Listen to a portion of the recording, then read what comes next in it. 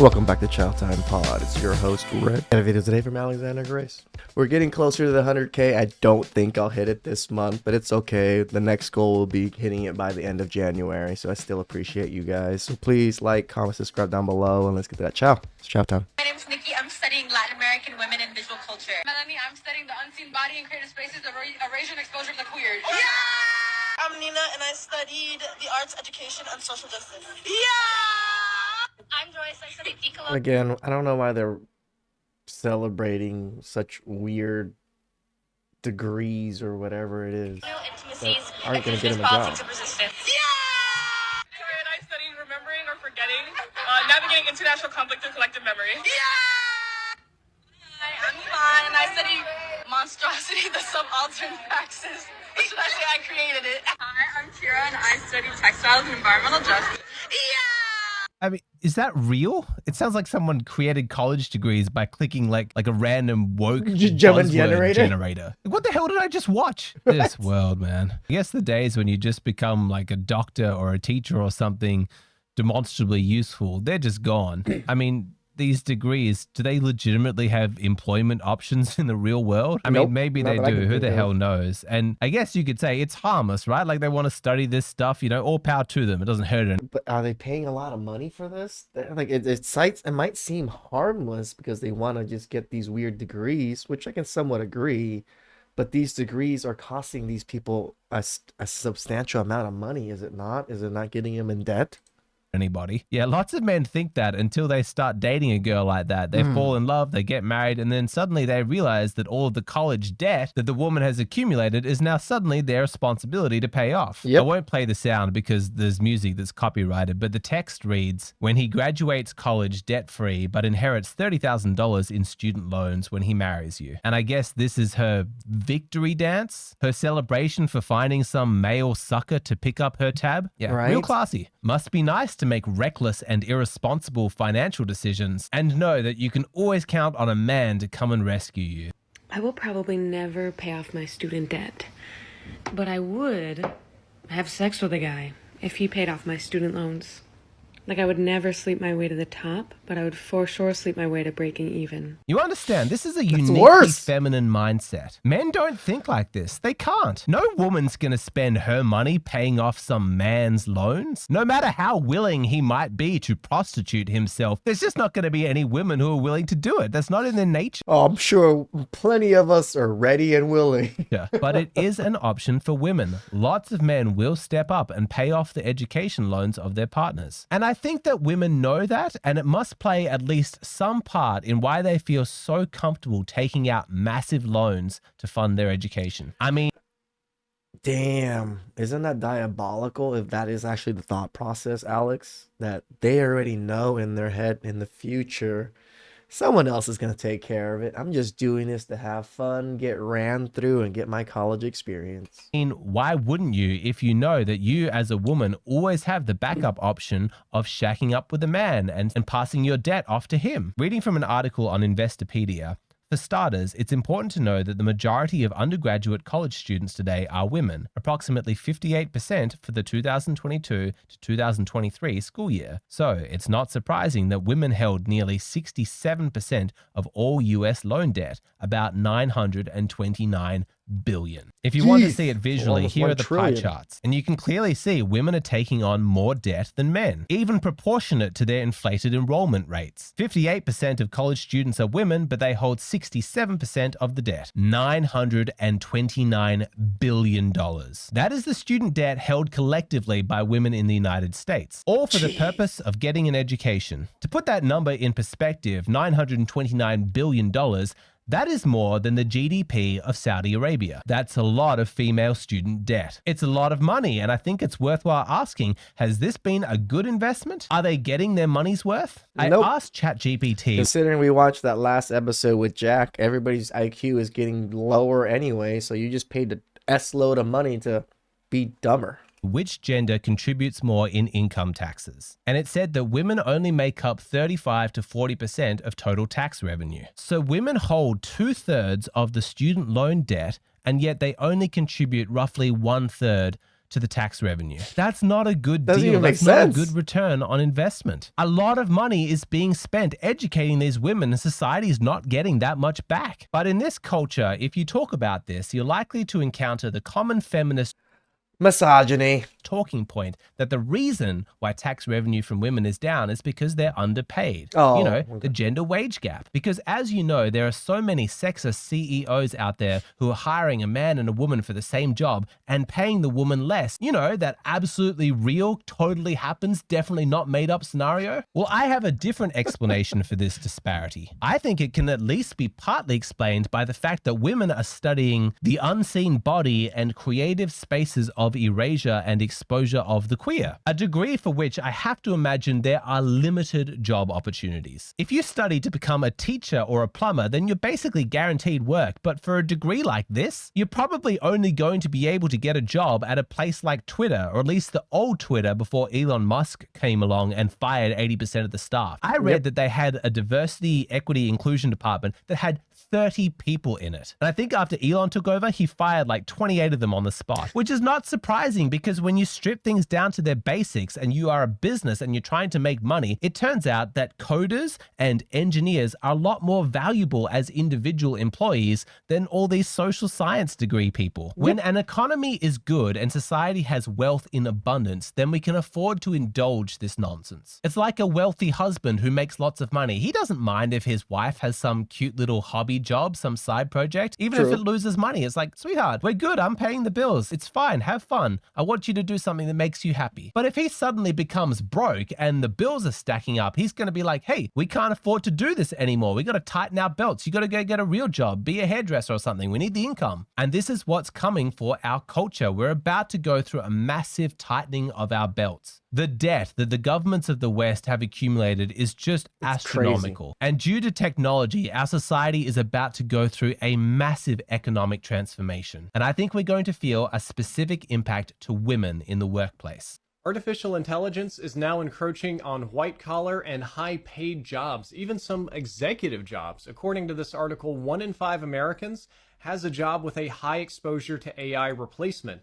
The people most likely to be... Even me, I have exposure to AI replacement. Like, YouTube just put out this thingy if they wanted us to agree or disagree to let third-party companies use our data or our whatever for their AI software stuff. I said no, but I mean, everybody can get replaced almost, except for those hard physical workers. That's why we push you towards those jobs. Exposed are women, white or Asian people, and high earners with a college degree. So your college degree is about to be less useful than ChatGPT in the future.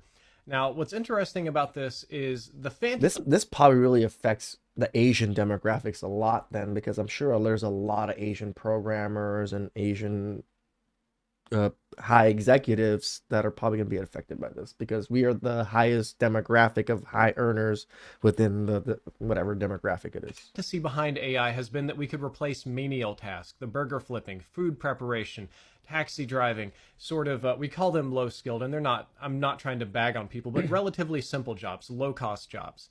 This time, AI is aiming for white collar, they're aiming for executive level, they're aiming for college educated big boy jobs.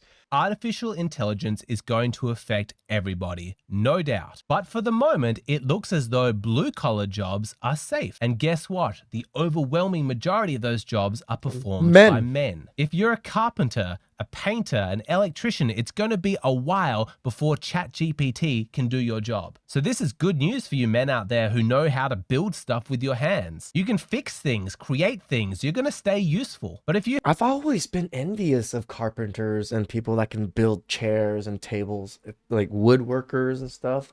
When I lived in Pennsylvania for a year, I tried to go be an apprentice with the Amish people. It didn't work out too well. Plus, my arm was still messed up. I was just I wanted to just observe them doing their thing, but they weren't having it. Yeah, it's understandable. you have some corporate job working in a cubicle on a computer, you should probably be concerned. And my prediction is that if the coming decade does see mass unemployment caused by AI replacing jobs, it's going to be women who are hit a lot harder than men because men will still perform the manual labor. Men will stay employed. Men are going to have the income. They're going to have the resources. And it's Remember, Alex, a lot of the positions that women do fill in major corporations are empty roles. They're not really that useful of roles in the first place. So even in the first wave of downsizing, even before AI comes in, a lot of women's roles will get eliminated just through that. It's really interesting to speculate how this could potentially affect the dating market. Because what we keep hearing, like the message of the moment, is that women are staying single because they don't need men. They make their own money. But what's going to happen if the money goes away? What will women do then? Will they all become bricklayers? Will they try and get work hauling lumber around? Nope, they're all just going to go probably turn to sex work. Likely. I think if the corporate employment opportunities start to vanish, you're going to see women return to gentler forms of employment that are people-focused. Teaching, nursing, counseling, things like that. And I think that this is potentially going to be very positive for men because as these women are now engaged in less masculine corporate kind of work, if they're doing feminine things in their profession, then it's likely to have a positive feminizing effect on their personality. True. There will also be a lot of women who say, screw it, I don't have an interest in retraining or starting a new career. If my corporate job has dried up, then I'm just going to find me a husband. I'm just going to speed up my timeline. I'll get married. I'll have kids. I always wanted to do that at some point anyway. Now seems to be the time. See, I was only really a feminist when it was easy, but now that the money is harder to make, I think I'm just going to be a traditional stay-at-home wife. That sounds fun. I'll marry my husband who's a mechanic and I'll have his babies. Whatever. Sounds good. Now, as somebody who likes children and thinks families are a very good thing and also likes traditional gender roles, men being masculine, women being feminine, I'm potentially quite excited by this. But I also understand that there's reason to be skeptical. Yes, I was going to say, I'm also excited, but the skeptical side is, are these women really genuine or are they just looking for a handout or someone to take care of them? Because a lot of this is going to come down to the attitude with which women bring to their new roles. We want mothers who are excited about being mothers, Correct. who love children, who feel fulfilled by that. And it's hard to imagine a lot of modern women making that transition in a quick period of time. But here's what I will say. One big thing that I gravitated towards my girlfriend was that she always took care of her nieces and nephews every weekend. She literally babysits them every weekend. Her sister pays her like a monthly salary to help take care of the kids on the weekends. And the way she talks about the kids, the way she loves going to their events and things like that, I can tell she likes kids and she can't wait to have her own. So she will probably most likely be a good mother because she's already in that role, taking care of her nieces and nephew, and she wants to be in that role. Unlike some of these women that are gonna all of a sudden lose their jobs and all of a sudden, you know what, I'll have kids for you, and just be horrible mothers. Horrible. Say is that even if the attitude going into it is not right, I do believe that exposure to feminine activities is likely to have a feminizing effect on the psyche of women. And if she develops a new relationship with money where she appreciates how hard it actually is to earn because it's dependent upon all of this manual labor, then she's likely to develop a newfound respect for masculinity. You know, she's spending time at home, playing with the babies, keeping the house clean, cooking, whatever it might be, being her feminine self. And maybe she's a little bit bored. Maybe she's a little bit unappreciative. She's thinking, God, I want to be out there. I want to be working. But when her husband comes home, some muscular dude who's all sweaty because he's been lifting and building and creating all day, and she hears about how hard he has to work to provide for the family, she's just going to be filled with gratitude. Like, oh my God, like my man is incredible. He makes money doing things I would never do. Now, I understand I'm probably sounding quite optimistic, dare I say, naive. I was going to say, bro, like, I thought we were a little bit, we're past the optimize, or I can't even say the word right. Whatever that word is, you know, like, I thought we'd be a little bit more, you know, even keel and based. Look, it might not happen this way, but it is a possibility. True. What I can see potentially undermining things playing out this way is if there's mass unemployment and then women just push instantly for like a universal basic income, a huge redistribution of wealth, some massive welfare program, because then they can maintain that we don't need a man, we don't need his money. I don't sense a lot of appetite for that kind of welfare redistribution at the moment, but our society really can't stomach women's suffering. And so if the unemployment is able to be framed as like a women's issue, like this is uniquely affecting women, I imagine the governments of the West will probably capitulate and be like, yeah, all right, let's just take more money from the blue collar, hardworking men and let's give it to women, you know, universal basic income, welfare program. Of course, it used to be that what was good for men was good for women because we had a general cultural assumption that men and women would partner up, would form families. So it didn't really matter if men were making the majority of the money because there was a cultural understanding that he was going to spend that money providing for his wife, providing for his children. True. So women were taken care of, but ever since... And even then, women can still work. They can choose to work in a lot of those jobs back then too. It was much more convenient not to.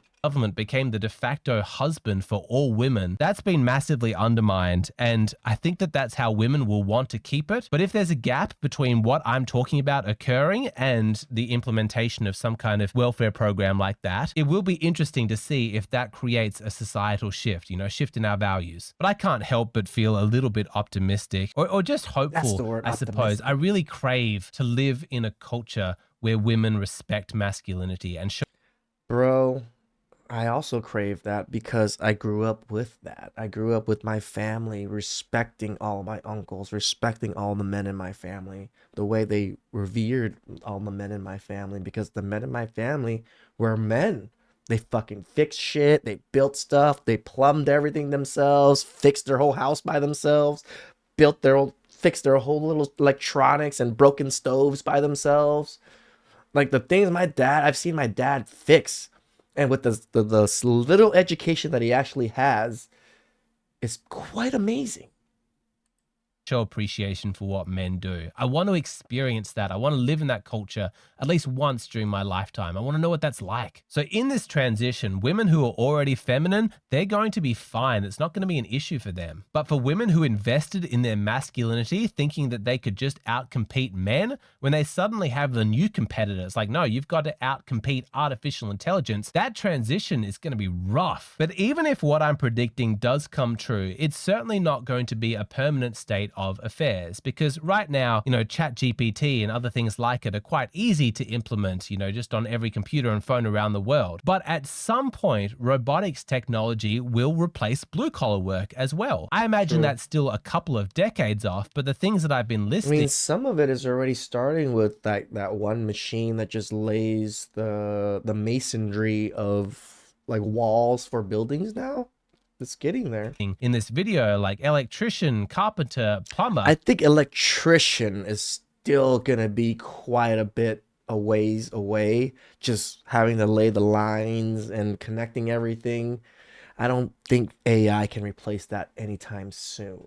At some point, robots will be able to do that as well, and men will potentially be out of work. And if that happens, the dating market is going to change again. It really is a poignant reminder of how much it is technology that drives social change, much more than activism. Jordan Peterson has been saying this for years. He disputes the feminist claim that women's liberation came about because of social activism. He says it's technology. Forget the social movement, forget the protests, have a look at menstrual products, have a look at washing machines, vacuum cleaners. Household tasks suddenly took a lot shorter amount of time to do, which freed women up. They can now go to work with all that excess time, and things like tampons means they have freedom of movement. And of course, there's the biggest technological breakthrough, the pill. I don't believe that the women's liberation movement is the primary driver of women's liberation. In fact, I think it's a secondary consequence of a far more radical biological revolution, and that's the invention of the birth control pill. Right? Because the birth control pill essentially allowed females for the first time in evolutionary history to gain voluntary control over the reproductive function. And a tremendous amount of political upheaval followed in the aftermath of that.